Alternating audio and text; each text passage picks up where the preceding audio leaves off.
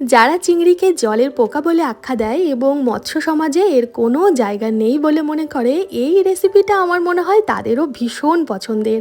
যে পাত্রে রান্নাটা করব সেই পাত্রের মধ্যেই মিহি করে কুচনো পেঁয়াজ, পরিমাণ মতন কাঁচা লঙ্কা, একটু টমেটো কুচি, মিহি করে কুচনো চন্দ্রমুখী আলু, স্বাদ অনুযায়ী লবণ, সামান্য হলুদ দিয়ে খুব ভালো করে হাতের সাহায্যেই এইভাবে চটকে চটকে মেখে নিতে হবে, যাতে আলু পেঁয়াজটা আর টমেটোটা নরম হয়ে যায়। এরপর এর মধ্যে দিতে হবে চিংড়ি মাছ, তারপর একটু ধনেপাতা কুচি দিলাম আর দরাজ হাতে দিয়ে দিলাম কাচ্চি ঘানি সর্ষের তেল।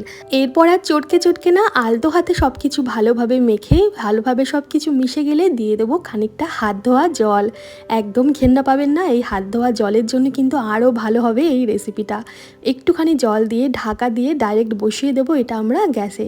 15 মিনিটের মতন রান্না হতে সময় লাগবে। সব কিছু ভালোভাবে সেদ্ধ হয়ে গেলে ঢাকনা খুলে নাড়াচাড়া করে নুনটা একটু দেখে নিলাম। ও দুর্দান্ত হয়েছে। আর ঢাকনা খোলার পর যে গন্ধটা এসে নাকে লাগলো, এতেই মন ভরে গেল। এবার পেট ভরানোর পালা। একটু সর্ষের তেল আরও ওপর থেকে দিয়ে ঢাকনা বন্ধ করে গরম অবস্থাতেই কিছুক্ষণ গ্যাস বন্ধ করে রেখে দেওয়ার পর গরম ভাতে পরিবেশন করলাম হাতে মাখা চিংড়ি। এই রেসিপিটা কার কার পছন্দের কমেন্ট করে জানাবেন।